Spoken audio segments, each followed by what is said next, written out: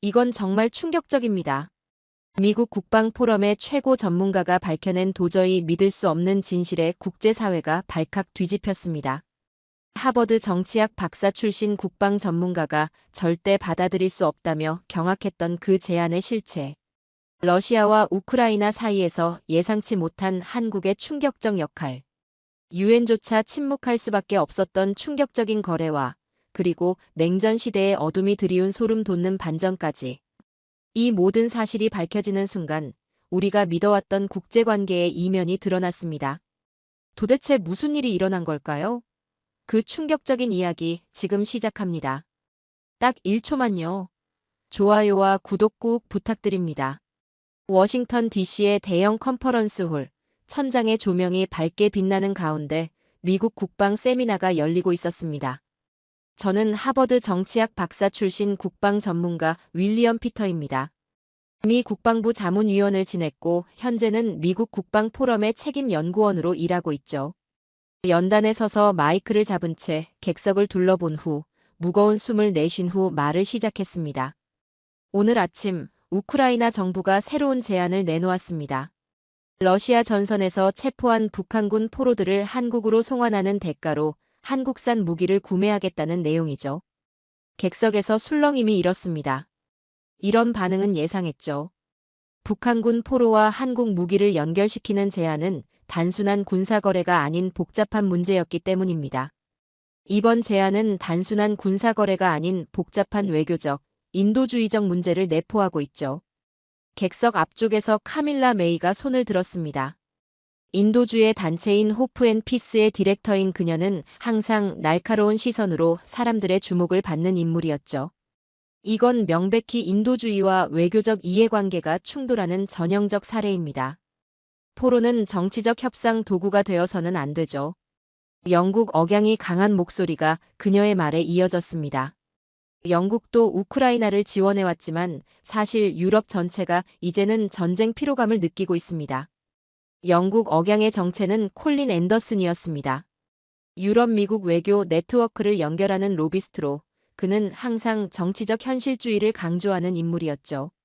게다가 올해 들어 에너지 가격이 급등하면서 유럽 경제가 심각하게 흔들리고 있습니다. 더 이상의 무기 지원은 쉽지 않은 상황이에요. 저는 다시 한번 목소리를 가다듬었죠. 결국 우크라이나가 한국 무기에 의존하려는 건 미국과 유럽의 지원 한계 때문일 수도 있습니다. 객석 뒤쪽에서 은퇴한 미군 정보장교 제임스 카터가 손을 들었죠. 한국은 이미 우크라이나에 인도적 지원을 상당히 해왔습니다. 그런데 이제 와서 무기 구매로 보상하라는 식의 태도는 한국 입장에서 불편할 수 있다고 봅니다. 저는 고개를 끄덕이며 덧붙였죠. 더구나 포로 송환과 무기 협상을 연계하는 것 자체가 국제법상 포로 송환 원칙에 위배될 수 있습니다. 카밀라가 다시 자리에서 일어나 질문을 이어갔습니다. 북한군 포로들은 어떤 상황에 놓여 있는지, 그들의 의사는 어떤지 알려진 바가 있나요? 현재로선 구체적인 정보가 제한적입니다. 다만 북한은 자국군의 우크라이나 참전 사실 자체를 부인하고 있죠. 만약 이들이 귀순 의사를 밝혔다면 북한으로 송환될 경우 심각한 처벌을 받을 가능성이 큽니다. 회의장 전체가 무거운 침묵에 빠졌고 콜린이 다시 입을 열었습니다. 결국 우리는 인도주의적 원칙과 국가 이익 사이에서 선택을 강요받고 있는 겁니다. 그리고 그 중간에서 우크라이나는 생존을 위해 가능한 모든 카드를 사용하고 있죠. 그의 말에 깊은 공감이 느껴졌습니다. 이 문제는 단순히 포로 교환이나 무기 거래의 차원을 넘어 국제관계의 가장 근본적인 딜레마를 보여주고 있었죠. 세미나장의 긴장감이 점점 고조되었습니다. 포로 송환과 무기 구매라는 복잡한 주제에서 이제 논의는 더 큰 그림으로 확장되고 있었죠. 러시아 우크라이나 전쟁을 어떻게 마무리할 것인가, 이것이 다음 주제였습니다.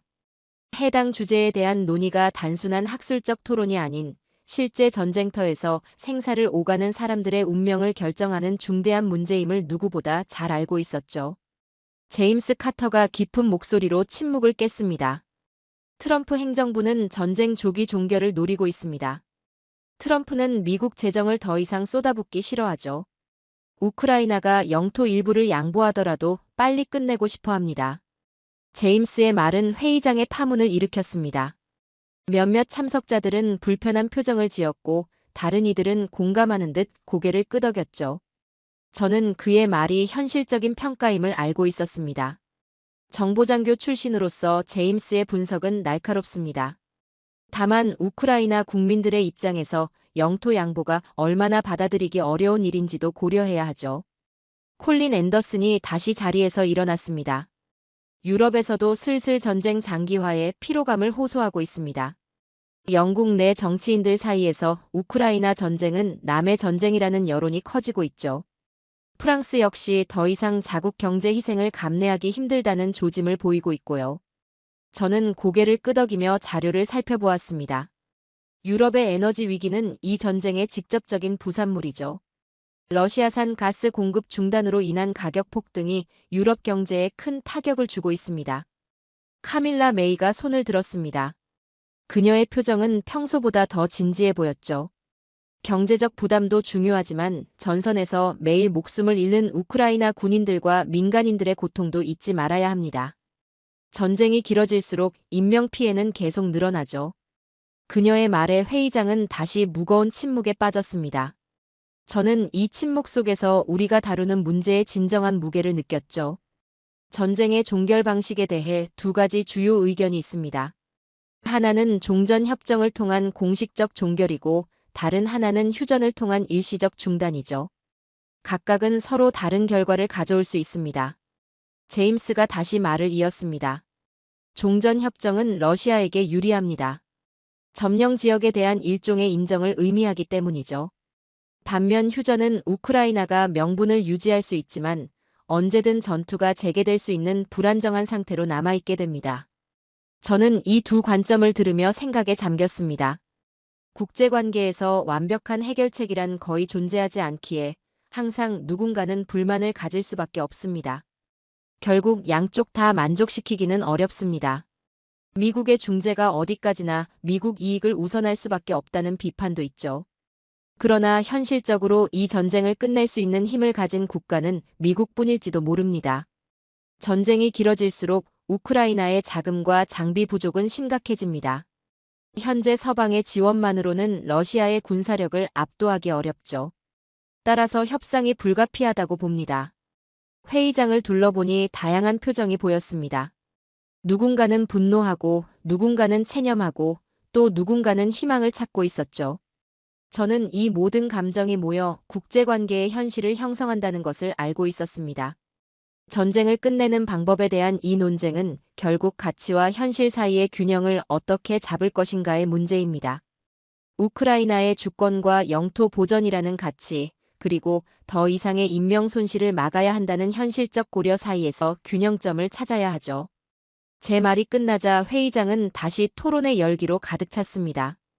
이 전쟁의 결말이 어떻게 될지, 그리고 그 과정에서 우리 각자가 어떤 역할을 해야 할지에 대한 고민이 모두의 마음속에 자리 잡고 있었죠. 세미나장 안의 공기가 한층 무거워졌습니다. 종전과 휴전에 대한 논의는 자연스럽게 고위급 회담과 외교적 갈등으로 이어졌죠. 저는 이 순간이 사람들에게 가장 흥미로울 시점이라고 판단했습니다. 모두가 젤렌스키와 트럼프 사이에 무슨 일이 있었는지 궁금해하고 있었기 때문이죠. 카밀라 메이가 목소리를 높였습니다. 지난달 백악관에서 열린 정상회담에서 젤렌스키 대통령과 트럼프 대통령이 공개적으로 언쟁을 벌였다는 보도가 있었습니다. 이것이 사실인가요? 카밀라의 질문은 공간을 가로질러 제임스 카터에게 향했습니다. 정보장교 출신인 그는 종종 공식적으로 알려지지 않은 내용에 대해서도 놀라운 통찰력을 보여주곤 했죠. 그 보도는 사실입니다. 정상회담은 파국으로 끝났고 트럼프 대통령이 영토 양보 없이는 더 이상의 지원은 없을 것이라고 못 박았죠. 이에 젤렌스키 대통령이 강하게 반발했습니다. 제임스의 말에 청중들 사이에서 작은 소란이 일었습니다. 회담 직후 젤렌스키가 트럼프에게 사과 편지를 보냈다는 정보도 있습니다. 그리고 이후 사우디 제다에서 고위급 회담이 열렸죠. 콜린 앤더슨이 자리에서 일어났습니다. 저희 영국 소식통에 따르면 제다 회담에는 영국, 사우디, 프랑스 인사들도 일부 초청되었습니다. 공식적으로 발표되지는 않았지만 배후에서 여러 국가들이 참여했다는 것을 보여주고 있죠. 저는 이 내용을 듣고 놀라 물었습니다. 사우디가 왜 이 상황에 개입했을까요? 그들의 이해관계는 무엇이죠? 제임스가 답했습니다. 사우디는 중동의 영향력을 활용해 러시아산 원유 문제를 조율하려는 것으로 보입니다. 에너지 시장은 이 전쟁의 중요한 변수이니까요. 콜린이 말을 이었습니다. 결국 전 세계가 얽혀 있다는 얘기죠. 에너지, 광물 협정, 군사 지원이 모든 것이 하나로 연결되어 있습니다. 저는 이 복잡한 관계망을 생각하며 한숨을 내쉬었습니다. 워싱턴 회담 이후 우크라이나 내부의 상황도 복잡해졌습니다. 젤렌스키의 이중 행보에 대한 비판이 커지고 있죠. 한편으로는 전쟁 지속을 주장하면서 다른 한편으로는 미국과의 타협을 모색하는 듯한 모습에 의견이 갈리고 있습니다. 카밀라가 깊은 우려를 담은 목소리로 말했습니다. 그 사이 전선에서는 우크라이나 병사들의 피해가 계속 증가하고 있죠. 정치적 협상이 길어질수록 실제 전장에서는 더 많은 목숨이 희생됩니다. 회의장이 무거운 침묵에 빠졌습니다. 저는 이 침묵을 깨며 이야기를 이어갔죠. 젤렌스키와 트럼프의 회담 실패는 분명 큰 위기였지만 제다 회담은 새로운 가능성을 보여줬다고 봅니다. 다만 그 과정에서 우크라이나의 주권과 자결권이 존중되어야 함은 물론입니다. 제임스가 고개를 저었습니다. 문제는 그 사이 러시아가 시간을 벌어 재정비할 기회를 얻었다는 점입니다. 외교적 노력이 길어질수록 러시아는 군사적으로 더 유리한 위치를 점하게 될 겁니다. 저는 그의 말이 옳다는 것을 알았습니다. 시간은 러시아의 편이었죠. 그럼에도 우리는 외교적 해결책을 포기할 수 없습니다. 전쟁의 확대는 더 큰 재앙을 불러올 뿐이니까요. 세미나가 이어지는 동안 화제는 다시 북한군 포로 문제로 돌아왔습니다. 이 주제는 단순한 외교적 문제를 넘어 근본적인 인권 문제와 직결되어 있었죠. 저는 이 순간이 오늘 세미나에서 가장 중요한 지점 중 하나라고 생각했습니다. 인도주의와 국익이 충돌할 때 어떤 결정을 내려야 하는가? 이것은 국제관계의 영원한 딜레마죠. 카밀라 메이가 자리에서 일어났습니다. 인도주의 단체 디렉터로서 그녀의 목소리에는 특별한 무게감이 있었죠. 포로는 즉시 송환이 원칙이며 이것은 국제법의 기본 원칙이자 인도주의적 의무입니다. 그러나 우크라이나가 한국으로 보내겠다며 무기를 요구한다면 이는 도덕적 문제가 됩니다. 포로를 일종의 협상 카드로 사용하는 행위는 명백한 인권 침해이죠. 저는 고개를 끄덕이며 카밀라의 의견에 동의를 표했습니다. 인도주의적 원칙은 분명 존중되어야 하죠. 하지만 이 문제는 더 복잡한 측면이 있습니다. 북한군 포로들의 운명이 걸린 사안이기 때문이죠. 제임스 카터가 말을 이어받았습니다. 북한은 참전 사실을 부인하고 있습니다. 따라서 공식적으로는 이들 포로가 존재하면 안 되는 상황이죠. 더욱이 해당 포로들이 귀순 의사를 밝혔다면 북한 귀환시 처벌 위험이 큽니다. 이들을 단순히 북한으로 송환하는 것이 과연 인도적인 결정인지는 생각해 봐야 할 부분이죠. 회의장 안은 무거운 침묵에 휩싸였습니다. 모두가 이 복잡한 윤리적 딜레마를 곱씹고 있었죠. 저는 최근 입수한 정보를 공유했습니다. 이와 관련해 유엔 인권위가 우크라이나에 포로 인권 보호 권고문을 보냈다는 내부 소식이 돌고 있습니다. 북한군 포로를 정치적 협상 카드로 삼는 건 국제사회 비판 대상이 될 수 있다는 경고이자 동시에 이들의 인권과 안전을 보장해야 한다는 내용이죠.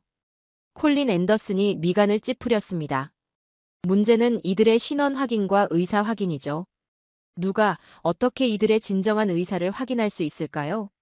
국제적십자사나 제3의 독립기관이 관여해야 한다고 생각합니다. 카밀라가 다시 말을 이었습니다. 맞습니다. 이 과정은 투명하고 공정해야 합니다. 어느 한 국가의 정치적 이익에 의해 좌우되어서는 안 되죠. 포로들과의 개별 면담, 자유로운 환경에서의 의사표현 기회 제공, 이 모든 것이 보장되어야 합니다. 저는 회의장을 둘러보며 참석자들의 반응을 살폈습니다. 많은 이들이 고개를 끄덕이며 카밀라의 말에 동의하는 듯했죠. 그러나 일부는 여전히 현실적인 고려사항에 대해 고민하는 표정이었습니다. 인권 문제와 국가 이익이 충돌하는 상황은 국제관계에서 늘 있어왔지만 이번 사례는 특히 복잡합니다. 한국으로서는 자국민의 후손인 북한군을 어떻게 대할 것인가라는 역사적, 도덕적 책임이 있죠. 동시에 북한이라는 현실적 위협에 대응해야 하는 안보 상황도 존재합니다. 제임스가 말했습니다.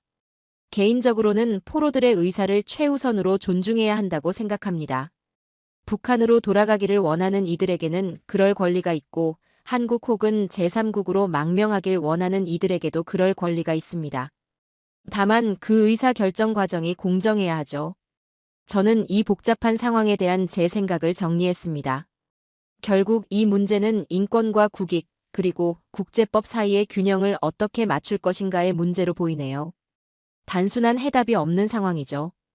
다만 확실한 것은 어떤 결정이든 포로들의 생명과 안전이 최우선으로 고려되어야 한다는 점입니다. 세미나장에는 깊은 고민의 기운이 감돌았습니다. 저는 이 논의가 단순한 학술적 토론이 아닌 실제 사람들의 운명이 걸린 중대한 문제임을 다시 한번 상기했죠. 국제관계의 복잡함 속에서도 잊지 말아야 할 가장 기본적인 가치, 그것은 바로 인간의 존엄성이었습니다. 포로 인권 문제에 대한 토론이 마무리되자 세미나의 주제는 자연스럽게 인도적 지원과 군사적 거래 사이의 경계로 넘어갔습니다. 저는 이 주제가 현대 국제관계에서 가장 모호하고 논쟁적인 영역 중 하나라고 생각하죠. 언제부터 인도적 지원이 군사적 지원이 되는가? 그 경계는 어디인가 하는 질문은 명확한 답이 없는 경우가 많았습니다. 콜린 앤더슨이 자리에서 일어나 발언을 시작했습니다. 한국은 이미 지뢰 제거 장비나 구호물자 등 인도적 지원을 해왔습니다. 그런데 우크라이나가 무기 구매까지 연계하는 건 지나치다는 여론이 있죠. 인도적 지원은 말 그대로 인도적인 차원에서 이루어지는 것이지, 이를 보상으로 무기 거래를 요구하는 것은 원조의 기본 정신에 어긋난다고 봅니다. 콜린의 말에 여러 참석자들이 고개를 끄덕였습니다. 저는 이 문제에 대한 또 다른 시각을 제시하고 싶었죠. 하지만 우크라이나의 입장에서는 절박한 상황입니다. 미국과 유럽의 지원 한계가 명확해지니 다른 국가, 특히 한국 같은 무기 산업 강국에 눈을 돌릴 수밖에 없습니다.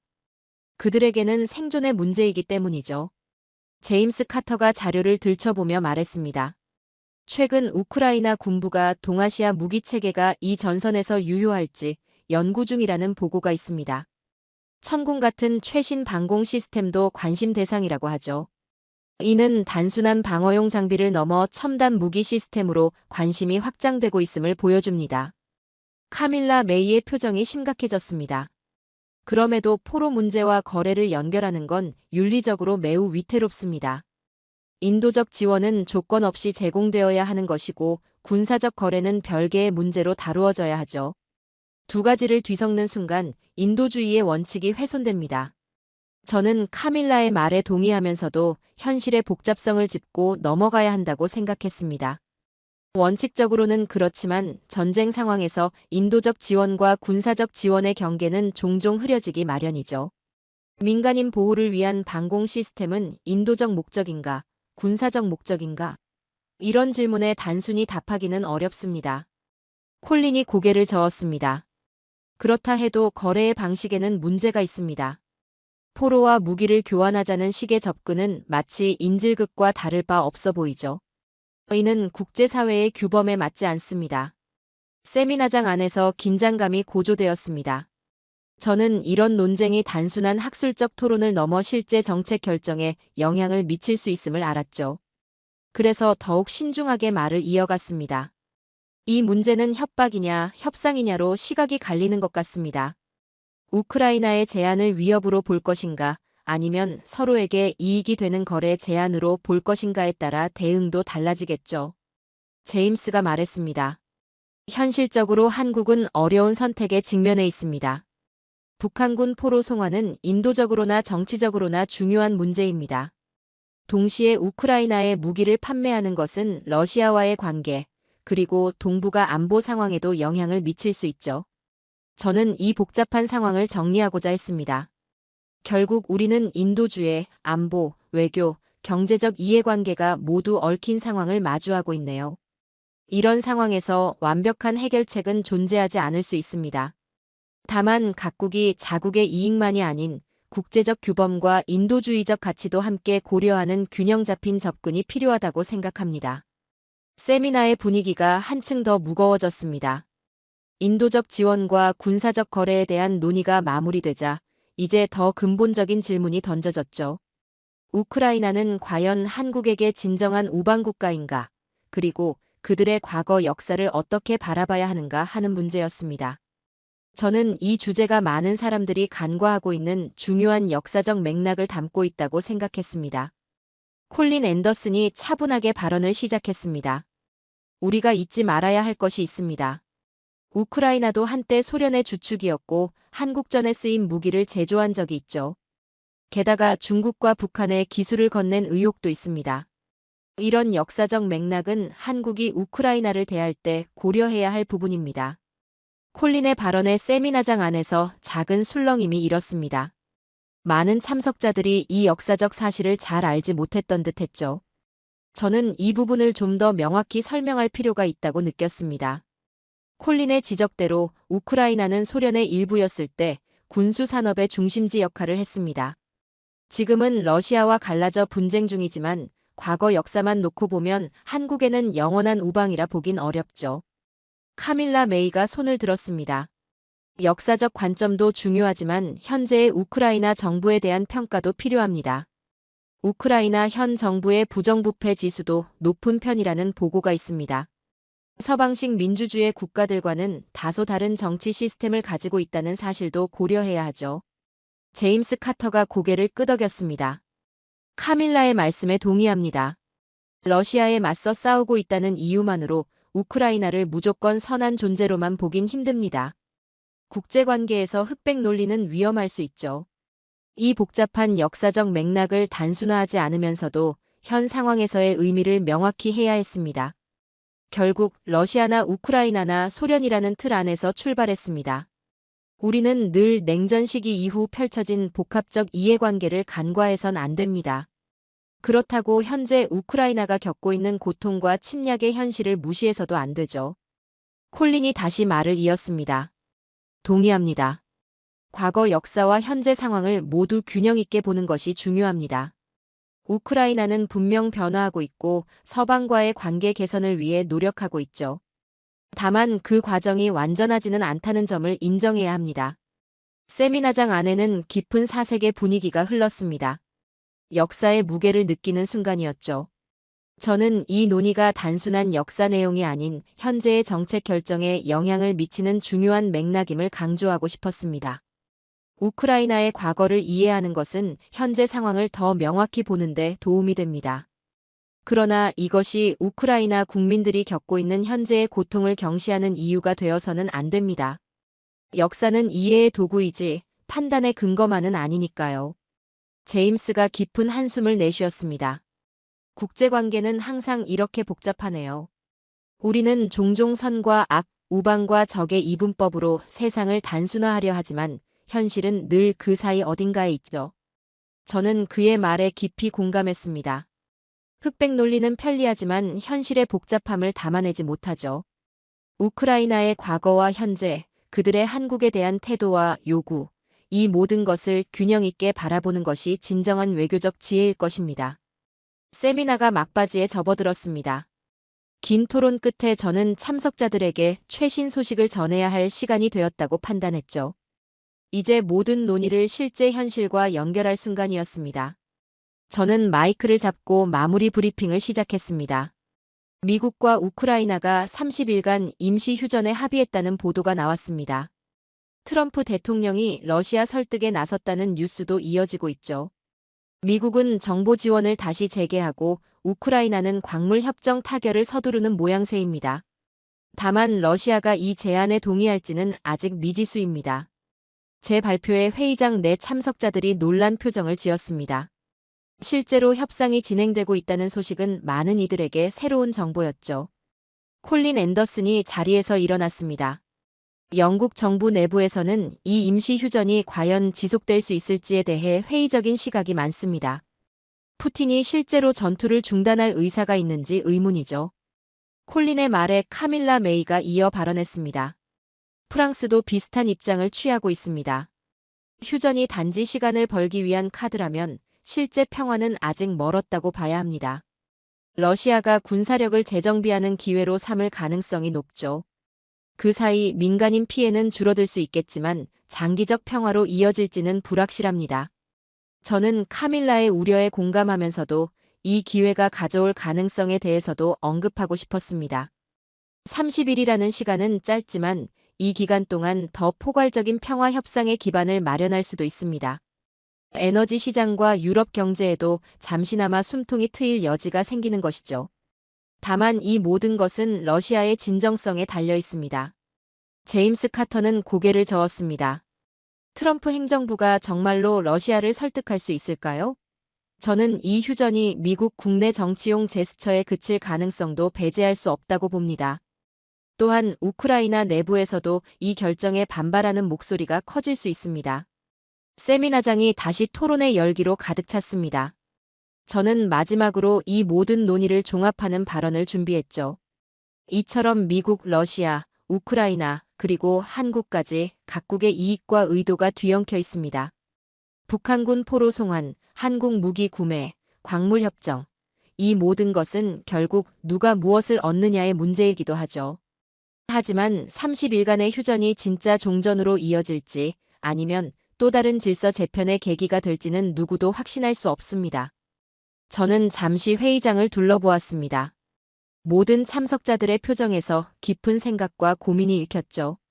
50년, 60년 전 냉전 시절을 떠올려보면 그때도 강대국의 회담과 휴전이 반복되었습니다. 하지만 진짜 평화는 쉽게 오지 않았죠. 역사는 종종 반복됩니다. 그러나 우리가 과거의 실수로부터 배울 수 있다면 이번에는 다른 결과를 만들어낼 수도 있을 것입니다. 세미나의 마지막 순간, 저는 전쟁이 단순한 국제정치의 문제가 아닌 실제 사람들의 삶과 직결된 문제임을 강조하고 싶었습니다. 전쟁은 결국 생활물가와 직결됩니다. 유럽의 에너지 위기처럼 우리 모두가 그 영향을 받고 있습니다. 평화를 향한 길은 멀고 험할 수 있지만 그 노력을 포기할 수는 없습니다. 저희 미국 국방포럼은 앞으로도 이 사안을 면밀히 추적할 것입니다. 세미나가 막을 내리고 참석자들은 깊은 생각에 잠긴 채 자리를 떠났습니다. 국제관계의 복잡함과 전쟁의 잔혹한 현실, 그리고 평화를 향한 희미한 희망이 공존하는 순간이었죠. 앞으로 30일 휴전이 어떻게 전개될지, 그 이후 러시아와 우크라이나 사이의 힘의 균형이 어떻게 변할지, 미국과 유럽의 개입 정도가 어떻게 달라질지는 누구도 예측할 수 없습니다. 북한군 포로 문제와 한국의 무기 지원 여부도 여전히 미결 상태로 남아있죠. 이 모든 변수가 어떻게 맞물려 돌아갈지, 그리고 그 결과가 국제 질서에 어떤 영향을 미칠지 우리는 함께 지켜봐야 할 것입니다. 역사는 지금 이 순간에도 계속 쓰여지고 있습니다. 자, 오늘의 이야기는 여기까지입니다. 오늘 우리는 러시아 우크라이나 전쟁을 넘어 북한군 포로 문제와 한국의 무기 거래라는 국제적 딜레마를 살펴보았습니다. 30일간의 휴전이 가져올 변화 속에서 한국은 인도주의와 안보 사이에서 중요한 선택을 앞두고 있습니다. 역사의 그림자와 현실 정치의 냉혹함 속에서도 우리는 대화와 상호 존중에서 해답을 찾을 수 있을 것입니다. 오늘도 끝까지 함께 해주셔서 감사합니다. 재미있게 보셨다면 구독과 좋아요로 응원해주세요. 다음에도 따뜻한 이야기로 찾아뵙겠습니다. 감사합니다.